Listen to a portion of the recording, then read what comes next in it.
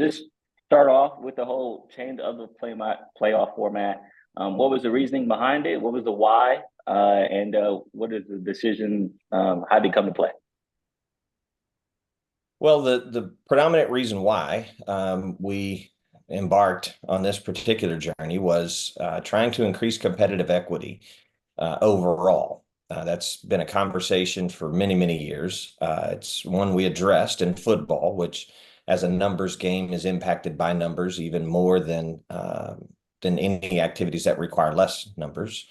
So we addressed it in football, many years ago. Since it first happened, and it first happened in 5A, which was the largest conference at the time, way back in the 90s, where they got, a Division I and a Division II football state champion.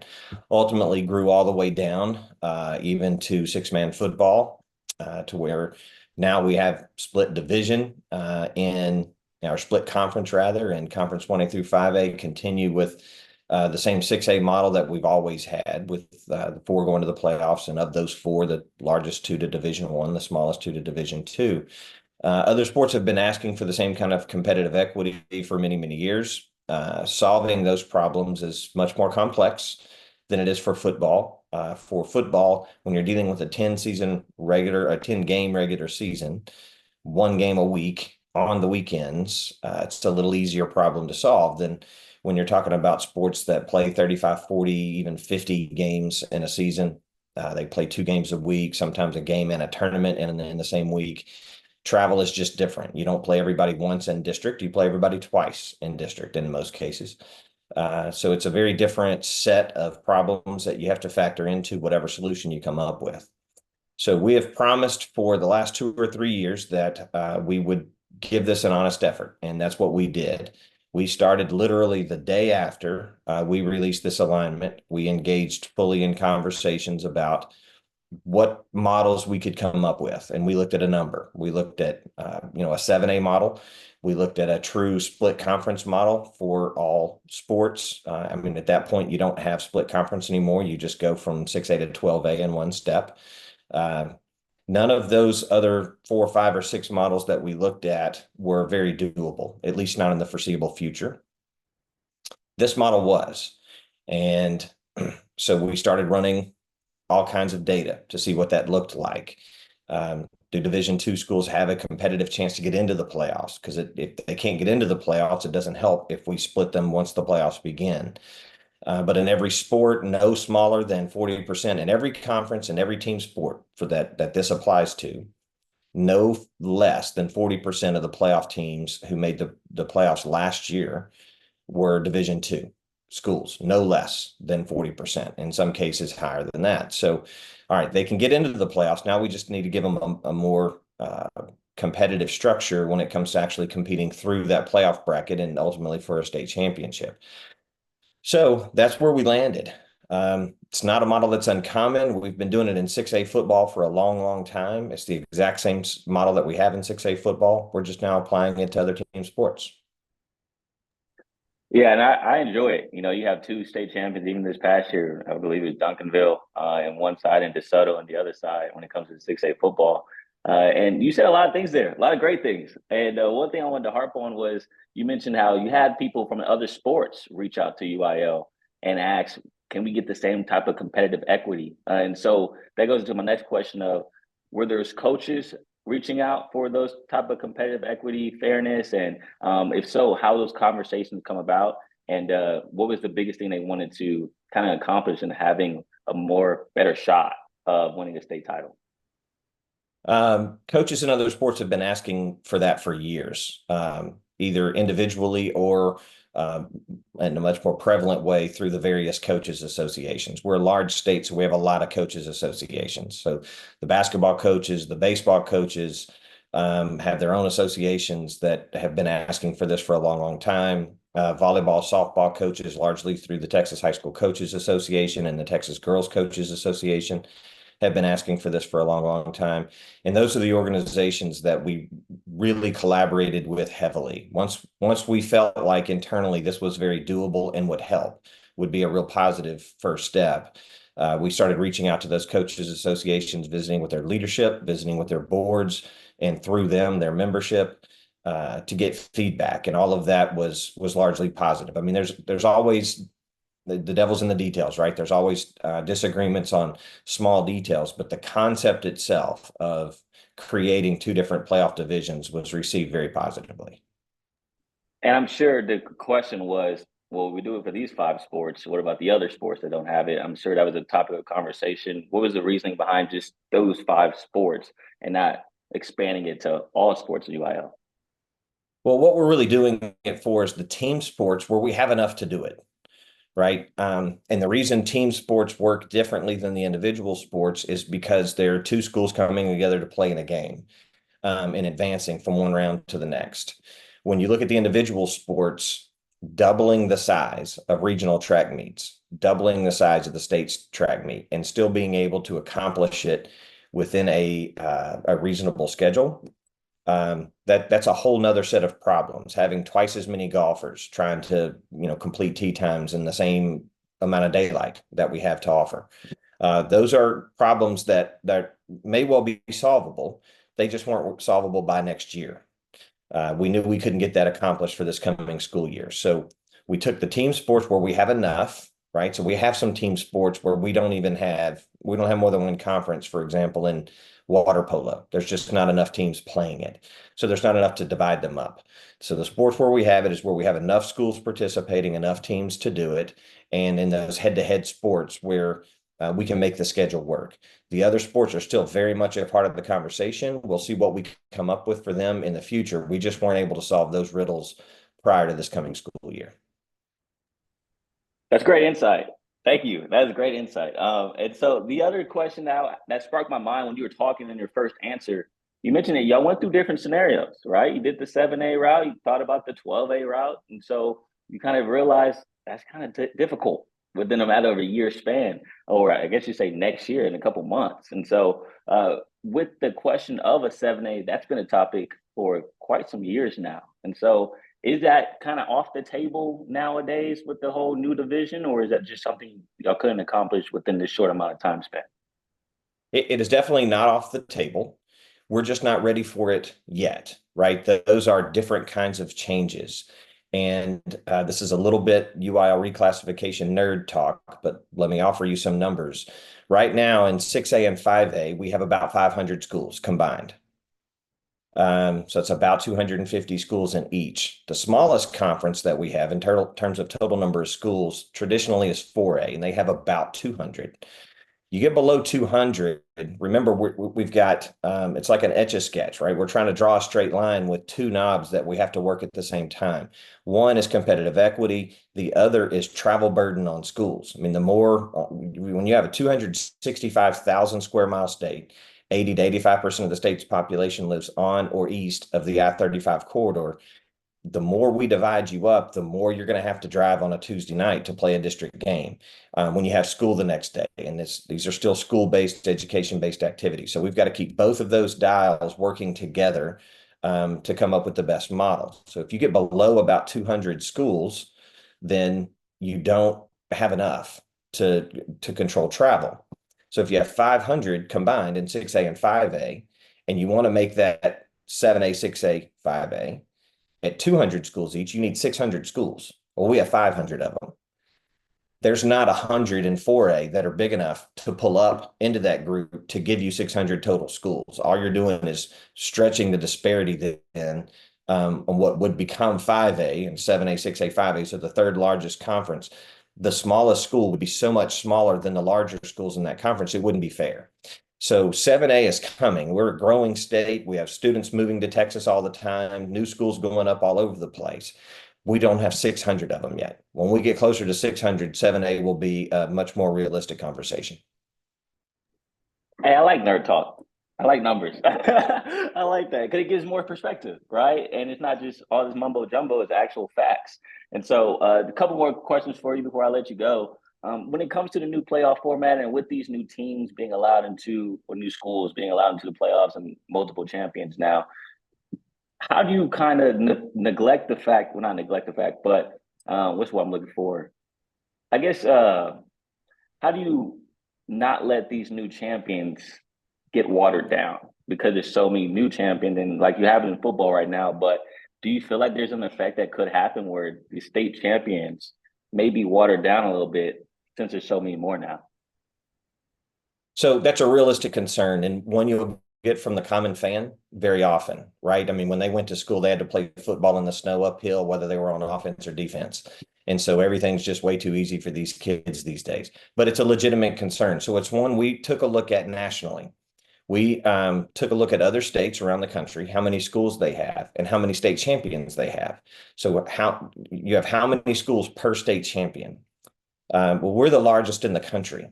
We're right at 1,600 member high schools now. When you look at our neighbors who are pretty serious about athletics in high schools in Arkansas, they have about 400 schools and they have 8 classifications, right? So when you start looking at, and I've just picked them as one example, you can pick any state and compare how many schools they have competing for each state champion that they award. And we are still the most competitive, even with this change. So we believe we're the best. We know we have the best high school sports in the country. We're the best association that does what we do in the country. We want to maintain that. We want to maintain the integrity and the pride that goes into these state championships. So we really did a deep dive nationally into how many schools per state champion they have and feel really good about where we stack up with this change. See, I like how you bring up numbers. Good numbers makes it seem like makes a lot more sense now, definitely. And so you also brought up with this decision, y'all talked to a bunch of coaches associations between all the different baseball, softball, basketball. And I know between my circles and the coaches I talk to in my field of work, uh, a lot of baseball and softball coaches bring up the whole 3-game series at the state championships instead of just a 1-game series. And so that's the topic of conversation that I know that they're having with me. So I was wondering if that was a topic of conversation that y'all would have for the board, if that is anything on the horizon of changing at all, or are y'all trying to keep it at a 1-game series when it comes to those state championships? So we've accomplished half of that, right? Currently, the baseball and softball state tournaments are Final Fours. So both the semifinal rounds and the championship round are single game series. With this new change, having twice as many state championship games to play, we can't play a Final Four there's just too many baseball and softball games, right? I mean, you're outdoors, you have the weather to contend with, extra innings, you don't have a defined end of the game until it's just over when it's over, right? So they will be championship only. So what that means is that the state semifinal rounds will be allowed to be played as 2 out of 3 series. They'll have a week to get that series in, so they can play the semifinals 2 out of 3. That's what I mean by us accomplishing half of it. Now, for next school year, having a 2 out of 3 series for all 11, because there'll be 11 champions in baseball and 11 champions in softball, that's 33 games. You can't play 33 games in a reasonable amount of time at the same location. So we're going to have single game series championship games only, but there's 2 benefits to that. Your semifinal series can be best of 3. And when you get to that championship game, it's not the next day. So you're on the baseball side where pitch count limitations are very much a part of the game. Everybody's coming in best on best. Everybody's on full rest. So we think that's already a drastic improvement. Finding a way to get 2 out of 3 for that last, how to play 33 games and still have a state championship event rather than having a bunch of scattered state championship series happening all over the state where you just don't have nearly the environment. Those will be conversations we continue to have with baseball and softball coaches for after this coming school year. But for this coming school year, we feel like it is already a drastic improvement given the 2 out of 3 in the semifinals and coming in on full rest for best on best in that 1-game winner take all for the championship. I agree. I mean, because for the state title, you want to have your best pitcher on the mound. And so I've seen it this past weekend, 2 weekends ago, where it's like, you got to throw your best pitcher in the semifinal to make it to the state championship series. And so, yeah, I like that. I like that. And the logistics make sense, right? 33 games for the state championship. There's just not enough venues out here to accomplish that in that short amount of time span. And so the other conversation with coaches that I've talked to on the basketball side of things is shot clock. Of course, I know you probably heard this a lot over the last 4, 5, 6 years. And so any progress on that? Is there going to be a shot clock anytime soon? If not, why? And if so, what's taking so long? Well, so what's taken so long, I'll go in reverse order, is to be very honest with you, basketball coaches have not been able to get organized on what they really want until very recently. It's not until this school year where the Texas Association of Basketball Coaches ran a survey that we helped them develop. So it was scientifically based, one respondent per head coach per program, right? So one boy's head coach, one girl's head coach, and it wasn't muddled with 15 assistant coaches or seventh grade coaches. These were head coaches. And for the first time, there we saw a majority of coaches actually want the shot clock. So we've taken that and advanced it to sending that to a superintendent survey. So we'll be surveying all superintendents in the state who have to factor in a number of things with that. It's not just about whether or not it's good or bad for the game. But if we were to implement that at a time when schools are really strapped for cash, they're having a hard time with their budgets. They're going to have to buy, install shot clocks. They're going to have to train shot clock operators, pay shot clock operators on a game by game basis. Our sports officials, our basketball officials across the state will have to be trained and ready to adjudicate the shot clock because it hasn't been a part of the game. So what we're surveying is whether or not school superintendents support adding the shot clock for implementation for the 26-27 school year. So if that survey comes back in a positive way, especially if it comes back in a strongly positive way, I would expect our legislative council at its next meeting, which would be in October, to consider passing that rule for 26-27. That would give schools the rest of 24-25 and the 25-26 school year to get shot clocks ordered, get them retrofitted, get them installed, all the electrical requirements, all of the things that go with that, that would allow officials time to get trained on adjudicating it, and schools time to identify shot clock operators to actually sit there and run the shot clock during the games, which is different than your regular bookkeeper or clock keeper, right? So now you're adding another person. Give them plenty of time to get all of that fleshed out and ready for smooth implementation for 26-27. So we will see what kind of results we get back on our survey. All right, that's pretty soon though. Y'all moving pretty fast. Yeah, that's pretty soon. And so, yeah, you need the full participation from the people at the top, and like you said, not muddle the waters with assistant coaches and seventh and eighth grade coaches giving their 2 cents. And lastly, before I let you go, one thing that sparked my mind when you were just talking about the last answer, we talk about budgets and money, NIL, right? I know that's been a big topic of conversation lately. Florida just passed their laws to approve NIL for high school sports. So has that been a topic of conversation as well within the board? And if so, where y'all stand right now? Well, that's been a topic of conversation amongst our constituency. Right now, that's not a UIL issue. There's actually a Texas state law that addresses that, that prohibits that at the high school level. So that'll be up to state lawmakers, whether or not they want to make a change there. I will tell you that the strong consensus that I hear back from school superintendents, parents, coaches, athletic directors, is they like the way we have it. Right. I mean, if you look at what's happening in the college game, the programs with the richer boosters are able to go buy the best players.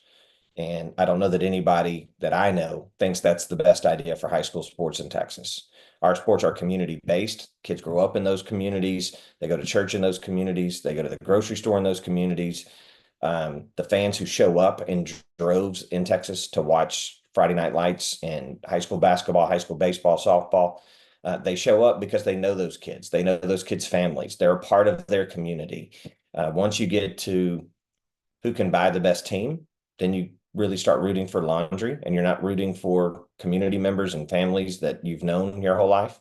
It becomes very different. And so you see in states that do it very differently than we do in Texas, even though they have great high school athletics, they don't have nearly the fan attendance. You watch some of the state championship football games around the country in states that are hotbeds for recruiting. They have phenomenal high school football. They might have 6,000, 7,000 people at their biggest school state championship football game, where we have 50. We have more than 200,000 people that come over that weekend to watch our games. There's a reason for that. And so I think our people like the way we have it, but ultimately that's not our decision. There's a state law that dictates that at the moment in Texas. And so that'll be up to state lawmakers. Hey, you make a great point. I mean, could I, like we mentioned before we started recording, but when I worked out in Midland, Odessa, Odessa Permian versus Midland Legacy, Midland Lee at the time, man, the whole city shuts down. Everyone's at the game, and it is a epicenter of just football. And it's in West Texas, right? And that's not even a state championship game. They don't even have to be good.